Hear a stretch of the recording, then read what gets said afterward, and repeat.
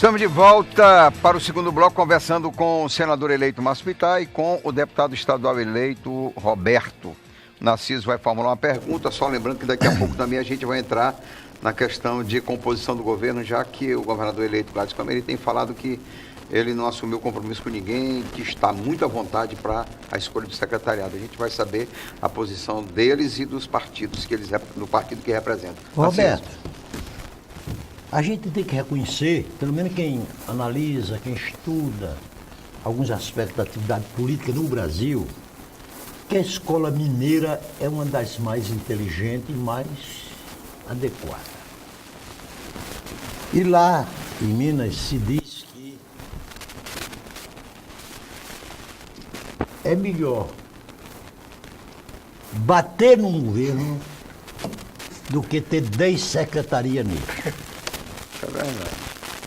Que é gostoso bater no governo, né? E fácil.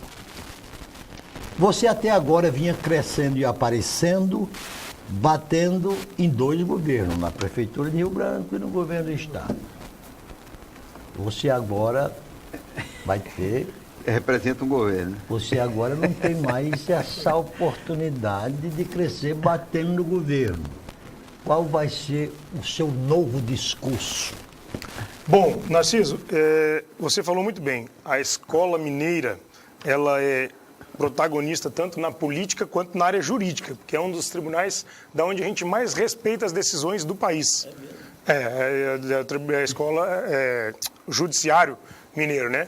Mas a questão é o seguinte, eu rodei os 22 municípios do estado do Acre, mostrando a gestão do PT, tanto na esfera municipal quanto na esfera estadual, e defendendo um novo projeto, um projeto de mudança. E é esse o projeto que eu faço parte hoje, do qual agora eu sou base, que é o projeto do Gladys Cameli, governador, junto com os nossos senadores, junto com os nossos deputados federais e estaduais. Eu, a partir do ano que vem, serei base de sustentação do governo Gladys Cameli. Mas eu também tenho dito a ele o seguinte, nós temos que dar a ele uma oportunidade, inicialmente, para que ele possa reestruturar o governo. Não adianta a gente querer que o Gladys mude o governo no mês de janeiro. São 20 anos de destruição do Estado.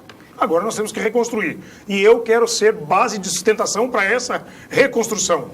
Também é fácil ser governo quando a gente está fazendo bem para a população. E eu acredito muito que o Gladys vai fazer esse Estado voltar a crescer. E é isso que eu quero apoiá-lo. Se ele fizer errado, eu não vou passar a mão na cabeça dele. Aí, eu vou ajudá-lo. Mas aí entra dentro da escola mineira, entra o seguinte, se eventualmente houver equívocos, você deve, no pé do ouvido, fazer a crítica construtiva, que também faz parte da escola mineira. Não a público, via denúncias e tal, mas... Deus me deixou acrescentar também, Roberto, até por uma experiência... Então, peraí, só um minuto. Experiência... Também é da escola mineira que o elemento, quando fazia os elogios para o governo, fazia no pé do ouvido. E quando fazia crítica, fazia pública, né? Tem que fazer o inverso. Mas né? olha só, Roberto, só um minuto. Tem concluir. situações, e o Márcio passou por elas, como deputado estadual, deputado federal, de que vai passar com o Bolsonaro, porque vai ter algumas situações que são antipopulares. Não tem como. Perfeito. Você é base. Você é base ou você não é base. Base é base. Que, na verdade, essa base última foi totalmente fragmentada, que todo mundo viu. Né? E aí você tem que tomar decisões que vão de encontro a movimentos sociais, sindicais, aquela pressão grande. Então chega um momento que você tem que fazer uma opção. Porque quem está na oposição está dizendo assim, olha, eu sou a favor do povo, ele é a favor do governo, como se quem estivesse no governo era a favor do povo. Deixa eu concluir. À vontade. Eu, na Câmara Municipal de Rio Branco, por exemplo, eu critiquei muito. Mas quando havia acertos, eu dizia que estava ocorrendo acertos, também parabenizava, tinha a grandeza disso. Quando vinha matéria do Executivo, que era em favor da população, em favor do servidor público e tudo mais, eu também votei favorável, junto com o próprio governo do PT, matérias na Câmara Municipal de Rio Branco, que é natural. E na Assembleia Legislativa, o meu papel vai ser diferente, de defender esse governo, até onde ele estiver fazendo correto, até onde nós estivermos acompanhando o crescimento do Estado. Eu tenho que dar um credenciamento a ele. Veja bem, eu pedi voto para o Gladys em todas as reuniões que eu fui. Então agora eu tenho que ajudar ele a construir um novo Estado. E é isso que nós vamos fazer. O Roberto Duarte agora vai ajudar a construir um modelo diferente para o Acre. Um modelo voltado à iniciativa privada, ao agronegócio e esquecer a florestania. Porque eu não criticava o PT, eu criticava o modelo de desenvolvimento socioeconômico que eles implementaram no estado do Acre nos últimos 20 anos. Eu criticava a prefeitura, por quê? Porque ela fazia um asfalto, pagava um asfalto classe A e colocava um asfalto classe C. Nós não podemos admitir isso. E se o Gladson fizesse alguma coisa nesse sentido, eu mesmo, como base, Narciso, vou chamar a atenção dele. Dizer, governador, aqui o caminho não está correto. Vamos trilhar por outro caminho. Eu não tenho problema nenhum de dizer isso a ele. E também de dizer na Assembleia Legislativa do Estado do Acre. À vontade, Azul. Eu gostaria... Pois não. Muito importante.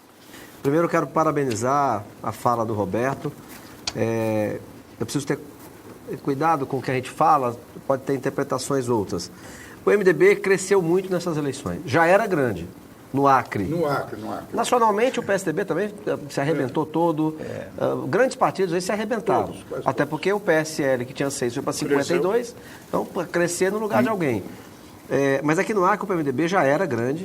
O PMDB já tinha o destaque na Câmara Municipal, com o Roberto, o destaque na Assembleia Legislativa.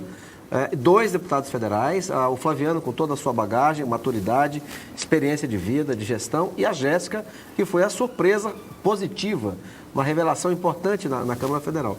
Mas agora o PMDB reforça mais ainda, quer dizer, aumenta a bancada estadual para 3, com o Roberto tendo essa votação extraordinária, mantém os 2 deputados federais, que não era uma tarefa fácil, e faz um senador da República de novo, depois de anos, né? E eu quero parabenizar a fala do Roberto. Veja bem, depois de 20 anos que nós estamos lutando para fazer um governo, nós precisamos ter a maturidade, a calma, o equilíbrio de fazer o governo dar certo. O governo é nosso. E eu entendo, Narciso, que nós estamos aqui diante de sem demérito a ninguém, todos são importantes, mas eu vejo qualidades no Roberto, eu como PMDBista e como agora senador eleito, do Acre, com apoio de forças, de todas as forças e tal, eu identifico no Roberto um elemento muito importante para o governo dar certo. Porque é preparado, é qualificado, enfrenta o debate, estuda, se qualifica. E o governo do Gladson vai precisar muito, a meu juízo, do mandato do Roberto para que as coisas deem certo. Nós somos governo. Eu vou ser governo federal. Eu disse e repito, o programa de governo que eu li e reli do Bolsonaro, eu tenho compromisso com ele. Como nós aqui no Acre temos compromisso com o programa de governo que nós elegemos. Então, eu quero mais uma vez te parabenizar, Roberto. Meu senador, deixa eu lhe fazer uma... E dar essa afirmação. O Roberto vai cumprir, com certeza, um papel muito importante para o sucesso do nosso governo, sem demérito a nenhum outro dos outros. O Brasil hoje atravessa um momento muito difícil. País como um todo, em várias áreas. E necessita de profundas reformas. Dentro dessas reformas que constam do programa dos candidatos a presidente, que você apoia. Do MDB? Não, do presidente que ele apoia. Não, o MDB apoia agora. Sim, o PMDB como todo, né? O MDB do estado do Acre deu uma declaração essa semana. Não, tudo bem. Foi o primeiro partido de apoio ao Bolsonaro. Não estou entrando nesse detalhe do apoio. Papel dele, senador. Sim. Quais as principais reformas que você acha que tem prioridade e que precisa ser atacado de imediato, tão logo vocês assumam o Senado e os nossos deputados federais, a Câmara dos Deputados? As reformas, só acrescentando a sua pergunta, como fazer para resolver o problema fiscal que você conhece como deputado federal dos 140 bilhões, que é o déficit público. Mas aí está na reforma como um todo. Está na reforma. Isso. Veja, a principal mudança que tem que ser feita é essa. O Brasil está pagando de juros e amortização da dívida pública 100 bilhões de dólares por ano. Se isso continuar, não tem dinheiro para nada. Então, qual é a proposta do Bolsonaro / Paulo Guedes? Você precisa privatizar empresas, abrir concessões ao empresariado nacional e internacional para obras e serviços que o Estado não tem recursos para fazer e vender 700 mil imóveis que estão hoje servindo a privilégios no Brasil. de políticos, de castas políticas, não só no legislativo. Com isso, você levantar um recurso para abater essa dívida e o Brasil poder ter 20, 30 bilhões no caixa para começar a investir.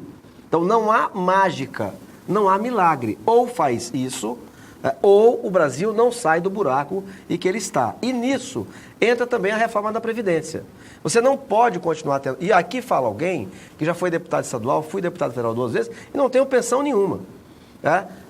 Agora, não há como negar que há privilégios no Brasil inaceitáveis. Um conhecido meu, aqui em Rio Branco, me mostrou uma lista de aposentados aqui do judiciário, desembargadores, juízes, de R$90 mil, 87 mil, 93, e isso é pelo Brasil afora. Então, há privilégios que são inaceitáveis. O Brasil é um dos únicos países do mundo, ou talvez o único, se eu não me engano, que não tem limite de idade. Então, é preciso estabelecer o limite de idade. Agora, por que a reforma da... Então, eu tenho compromisso com essa reforma. Como eu tenho compromisso... Então, isso é fundamental. Ou o Brasil faz isso... Eu disse aqui no programa com vocês, da vez passada, que o candidato a presidente que não disser o que vai fazer para sobrar, para ter 30 bi, 20 bi para investir, ele não está falando nada. Porque a proposta não tem orçamento para executar. Então, a proposta que está no programa do Bolsonaro tem o meu apoio. E eu vou defendê-la. Agora, vamos pegar o caso da reforma da Previdência. Por que ela não foi para frente? Me desculpa a franqueza. Em primeiro lugar, você tem um presidente que não teve moral para apresentá-la. Quer dizer, como é que você apresenta uma reforma quando você é um pensionista de uma pensão, vamos dizer assim, nova, que as pessoas criticam? Era preciso o Temer chegar e dizer, olha, eu estou abrindo mão da minha. Eu estou vendo aqui que está tão ruim que eu estou abrindo mão da minha. É preciso que, com o respaldo da eleição, com o prestígio da eleição, e de forma clara, o novo governo mostre o ralo. Porque as pessoas, por exemplo, vou dar um exemplo da falta de comunicação. Professores que não recebem mais de 5 mil de aposentadoria achavam que estavam na proposta do Temer e não estavam. Eu tive um encontro com 3 ou 4 delas em Capixaba e elas me criticando, porque eu dizia da importância de fazer a reforma. Mas, Márcio, nós vamos ser prejudicados. Quanto você recebe? R$1.700. E você? Nenhuma delas. Se enquadrava. Nenhuma delas se enquadrava. Então, agora, qual é a outra reforma importante que eu tenho compromisso com ela? Administrativa. O Brasil precisa diminuir o tamanho da máquina. E aí no programa do Bolsonaro está dito. O Bolsonaro disse que não vai fazer concessão política para indicação de cargos, que vai acabar com o tomarada da cá. E deve ser Aumentou assim de 25 para 30 partidos na Câmara. Como é que ele faz isso? Faz. Porque Olha vai aqui. ter a maioria. Ele agora, veja bem, com a adesão da bancada ruralista, eu acabava de ouvir isso agora, vindo para cá. Não tem jantar de graça, senador. Amigo, ninguém aguenta a transparência. A bancada no Congresso Nacional, ela vai ser contra uma proposta clara, inequívoca, divulgada pela nação brasileira. E o apoio da população? E o apoio popular que o Bolsonaro vai ter? E só para concluir, Roberto, hoje, com a adesão oficial da bancada ruralista ao Bolsonaro e ao programa de governo, nós passamos de 308 deputados federais. Deixa... Vlad... Vontade, Narciso. Márcio. A evolução, a região o continente do mundo mais evoluído econômica e politicamente do mundo é a Europa Ocidental. E até a Europa Oriental, depois da queda do muro de Berlim, se integrou. Naquela região, 40 e tantos países, não tem nenhum regido pelo sistema presidencialista. Aí, o que diz com isso? É que nós somos regidos por um regime que não dá certo, que é o presidencialismo. Então, aí o que é que acontece? No regime presidencialista, o caboclo se elege para cumprir um mandato. Com apoio, sem apoio, se não tiver apoio, só se afasta do governo através de processo de impeachment, que é sempre traumático. No regime parlamentarista, o cara se elege em cima de um programa. Se ele não cumprir o programa, ele pode dormir primeiro-ministro, chefe de governo e acordar desinstituído sem trauma e sem nada. O Brasil só tem um problema a ser resolvido. Não tem dois. Ah, saúde está ruim? Tá. Educação ruim? Tá. Segurança pública? Tá. Infraestrutura? Tá. Mas acontece, você falou ainda agora e me permita corrigir um número. Pois não. Eu acabava de ver o programa econômico no ano 2022, que é quando termina o mandato do futuro presidente, a nossa relação dívida-PIB é de 100%. Eu vi isso na folha. Devendo. Qual é o único problema do país? Já está entrando do outro lado. Qual é o único problema que tem? Que eu também estou esperando surpresa. Não, mas deixa eu dizer, é o problema fiscal, que nesta eleição nenhum candidato teve a coragem de discutir.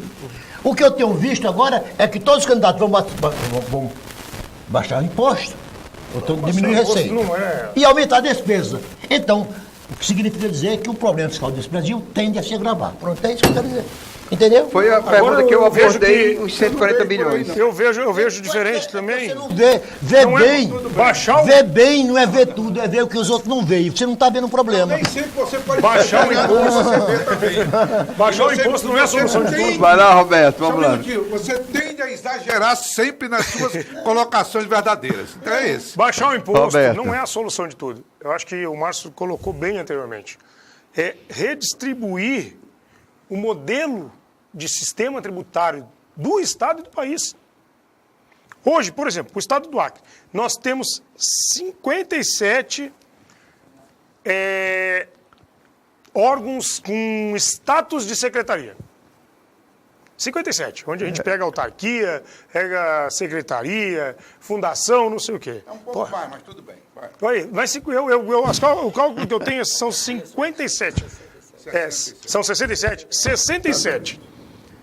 Como é que nós vamos manter um Estado dessa forma? Isso. Mas aí a primeira reforma tem que ser administrativa, na minha concepção. Mas nós aqui também, no Estado, precisamos passar por uma reforma tributária.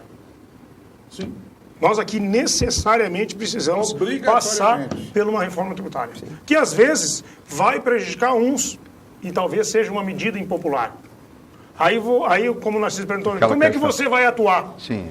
Bom, se ela é necessária para a sobrevivência do Estado, para que a gente comece a alavancar esse Estado, o Roberto Duarte é favorável. Por um bem maior, né? Pelo bem maior, por pensar no futuro. Não é impopular.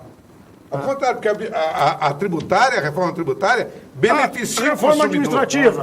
A reforma administrativa. Essa administrativa todo mundo está querendo, né? Todo mundo sonha, né? Então a gente tem o que a gente tem que fazer aqui, o que nós temos que fazer, pelo menos no Estado do Acre, é começar a pensar e executar a partir do ano que vem, Márcio, essas reformas administrativas, a qual o Gladson se comprometeu, enquanto candidato ao governo, de fazer essas reformas. E eu acredito veementemente que ele fará isso. Só que 90% da carga brasileira, da carga fiscal brasileira, é de competência do governo federal. Pronto. Não, aí assim, mas a do mas nós vamos fazer brasileira. essa reforma mas lá. vai ter que ser feita. A reforma tributária no país tem que ser feita. Não, ninguém São aguenta reformas mais. necessárias. É a reforma tributária, ninguém política, aguenta mais, né? É a reforma previdenciária. São reformas que tem que haver, não tem outro jeito. Vou chamar o intervalo, voltamos já para o terceiro. Tudo. Voltamos já para o terceiro e último bloco. Nós vamos tratar aqui sobre a construção do governo do Gladys Cameli, como é que vai se dar esse processo. Também lembrando que ele, no primeiro mês, terá ainda a atual Assembleia Legislativa no primeiro mês de governo. Voltamos já.